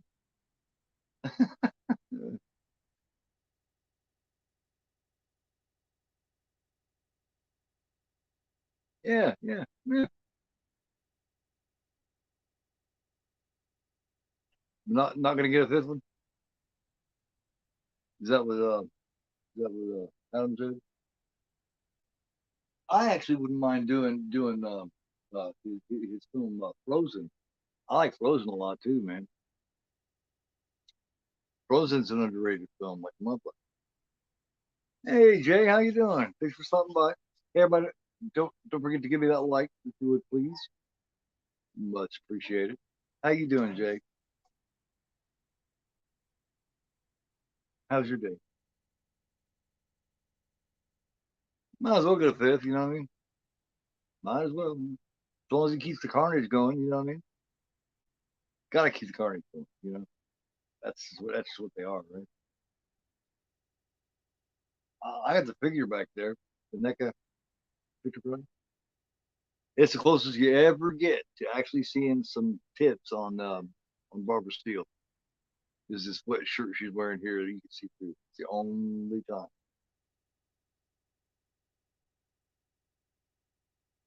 Make another Tron. Okay. Yeah. She told me I think last week or week before for a minute.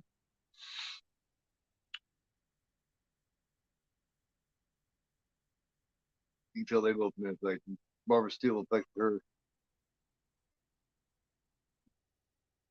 He's just this is almost like fucking Night Living Dead or something. He runs out here and he's trying to find a place to go. And they're moaning. They're like, oh, you know, there's a big crowd and they're coming toward him. It's almost like a group of zombies or something like that. Except they're alive and all they want to do is fuck you. You know what I mean? They just want to fuck. No, fuck you, wherever. Like I said, wherever they can put it.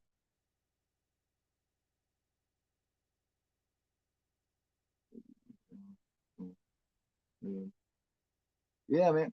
Dude, that's why I understand you had that first channel, Joseph, and you had 500 and some subscribers, man. And you deleted it, man. I was like, oh, that's why I was like, you should have done that. Don't ever let anybody fuck with your vision, man. Okay, don't. Don't give in to it.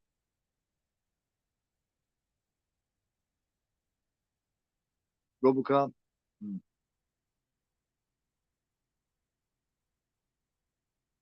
See, it's almost like zombies.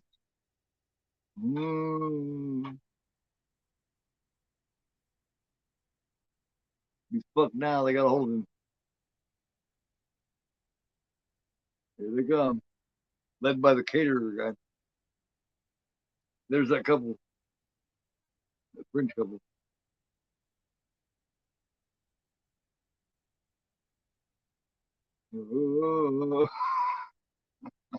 Yeah, now the horny dead. Yeah, yeah. They just want to fuck you. They don't care. There she is. Lynn looks exceptionally sexy, wet like that in their shirt and shit. She's got something, doesn't she? Lynn Lowry. She's got something.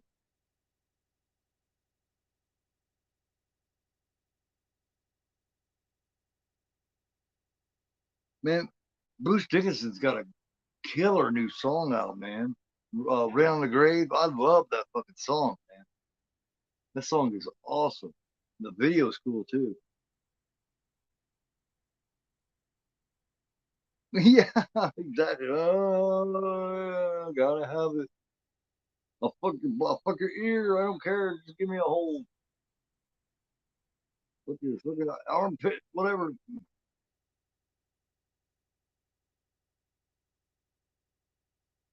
She's infecting him now. She now. Yep. He just got one of them.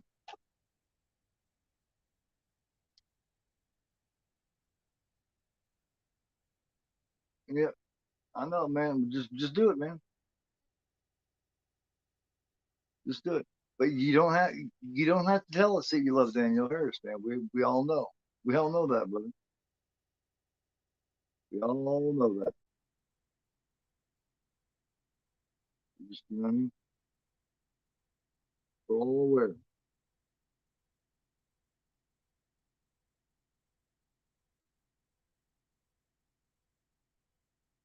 We all got love for Danielle, man. She's all well respected and well loved in this community. Trust me, man.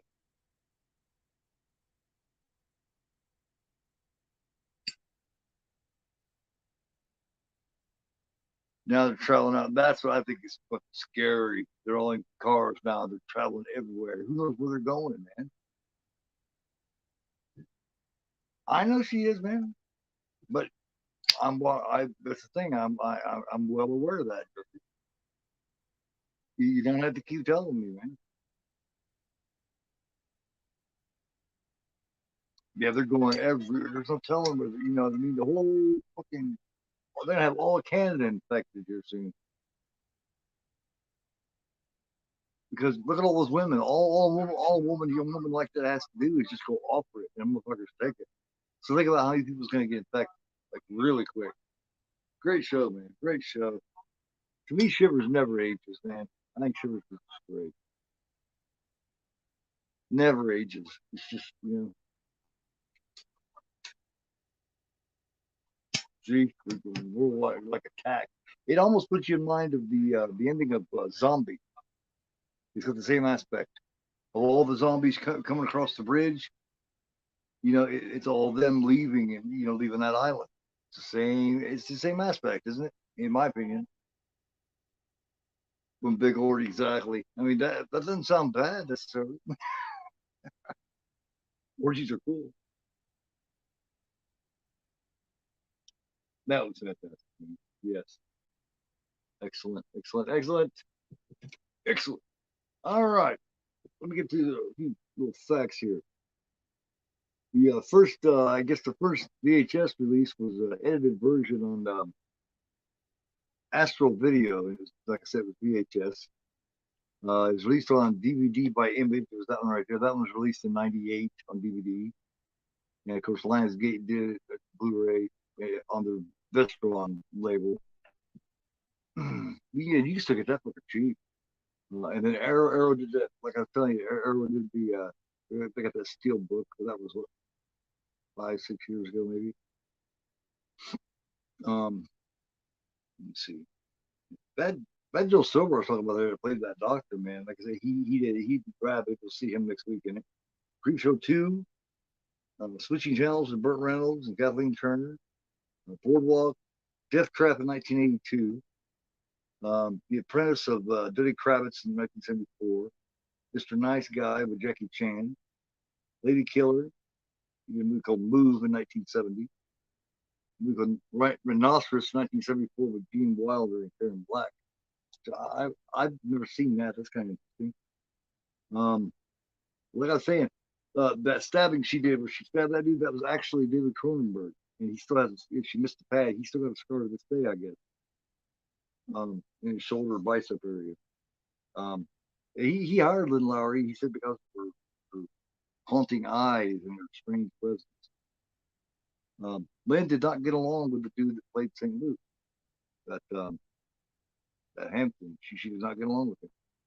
She did not get along with him. And this one, I guess Cronenberg really had no idea how to direct. He was kind of learning the whole time he was going. Yeah, happy Sunday back to you, Jay. Thanks for joining. Let me see. Like I said, it was originally known as Orgy of the Blood Parasites, also Invasion of Blood Parasites. In some places it was called Chills. In French, it was Prison. They come from within. The Parasite murders. So and they finally settled on Shivers, and Cronenberg still wasn't happy with that. He still didn't like that one very much. So but that was Shivers. Let's see. I will be back here at 5 p.m. with Jason from Ginger Ninja, Eric from Hey Internet Eric here, and Dirk from SPC, Director Perspective Collective. And we will be discussing films that, like I said, we feel like don't get enough love or underrated, or, just underappreciated or underknown, never heard of. Just, films like that. That's what we're going to be doing. 5 p.m. today. So join us for that. I will leave you with that, some more Shivers. A couple of trailers. After trailers, check out this interview. Check out the rest of this interview and stuff with Cronenberg, man. It's really good. Cronenberg, to me, listening to him, it's kind of like listening to William Friedkin. You know what I mean? They're just really great. But thank you guys for joining me, man. Much love to y'all, and I will see you today at 5. And don't forget, I am GoreAphobes, and you are not. Have a good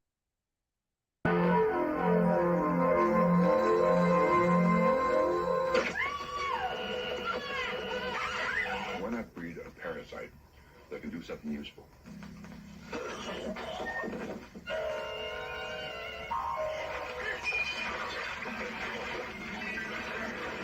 A parasite that can take over the function of a human organ.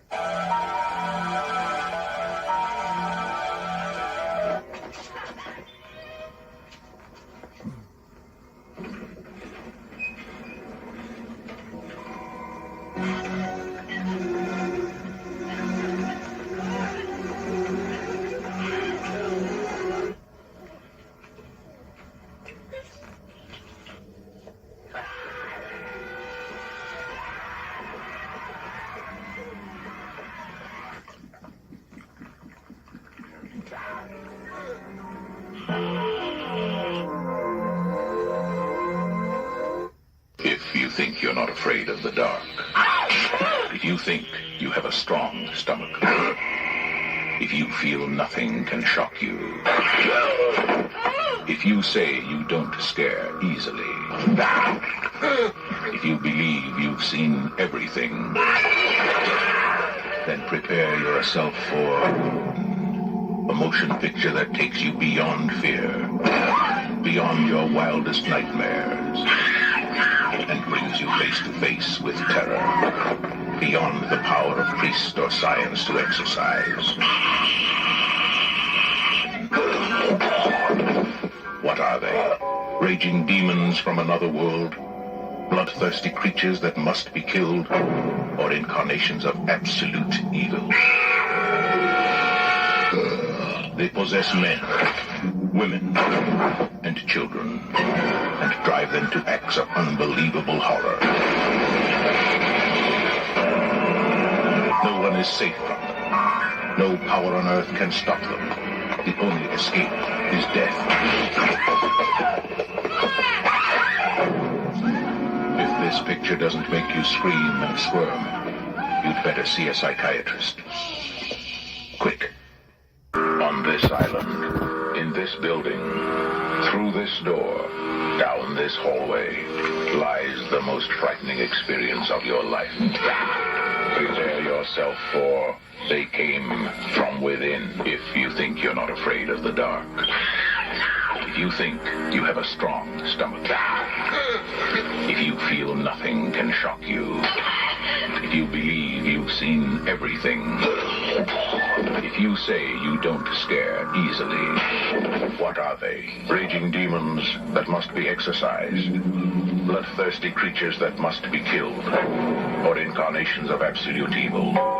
They came from within. They possess men, women, and children, and drive them to acts of unbelievable horror. No one is safe from them. No power on earth can stop them. The only escape is death. They came from within. If this picture doesn't make you scream and squirm, you'd better see a psychiatrist. Quick. Rated R. I mean, makeup men, people love that, of course. I mean, they curse you because they can't fall back on things that they've done before.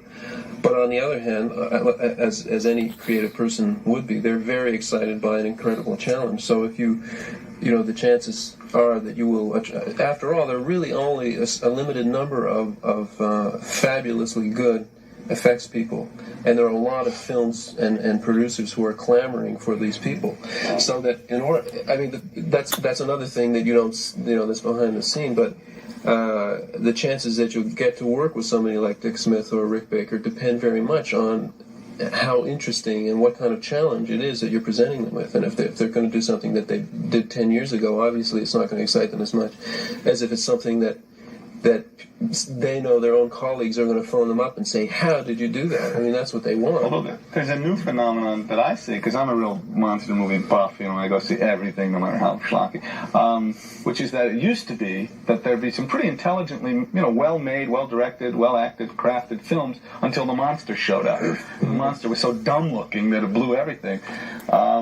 And now there's a whole new phenomenon, which is there's been a whole bunch of films that are just dreck, but the monsters look great. Yeah. Well, you know, that's the thing. I mean, what does the producer say? He says, look, the only way we're going to sell this terrible film is on the basis of the special effects, the stills of the special effects. I think Roger Corman had a lot to do with both sides of that. You know, I mean, if you're selling the artwork and the stills and the title before there is a picture, what are you going to sell? You're not selling the dialogue.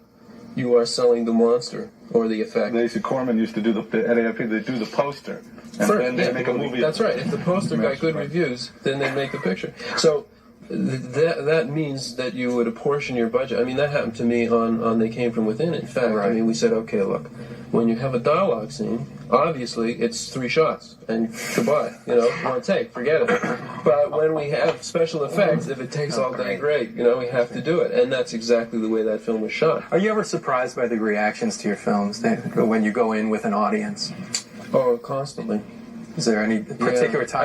I used to think that, you know, when I was younger and more arrogant and more ignorant, certainly, I used to think the idea of having previews for films was really a bizarre, cop-out, strange industry kind of thing, and I couldn't really understand what that was about.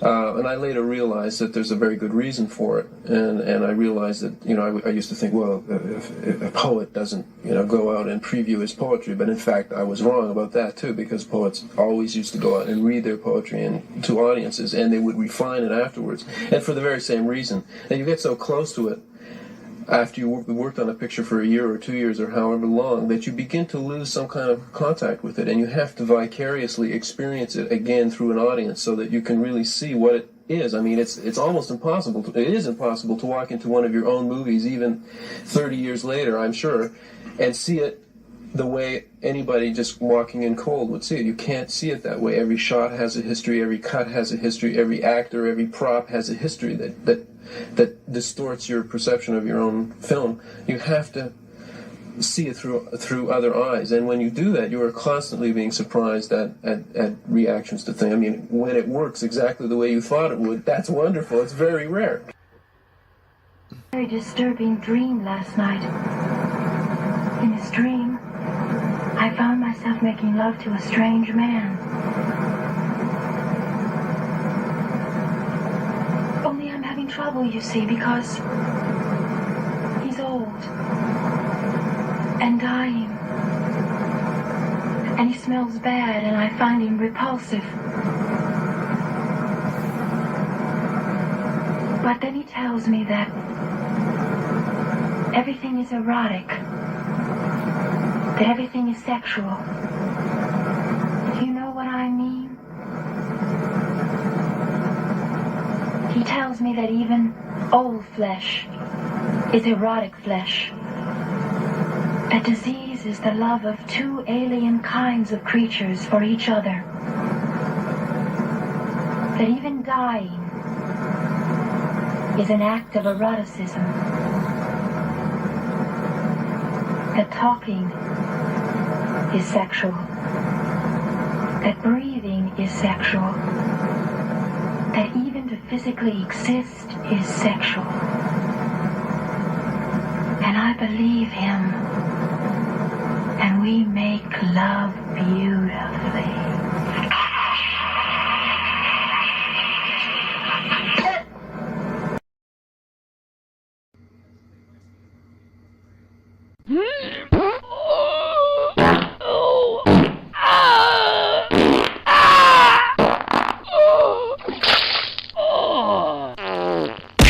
Because I am GoreAphobe, and you are not.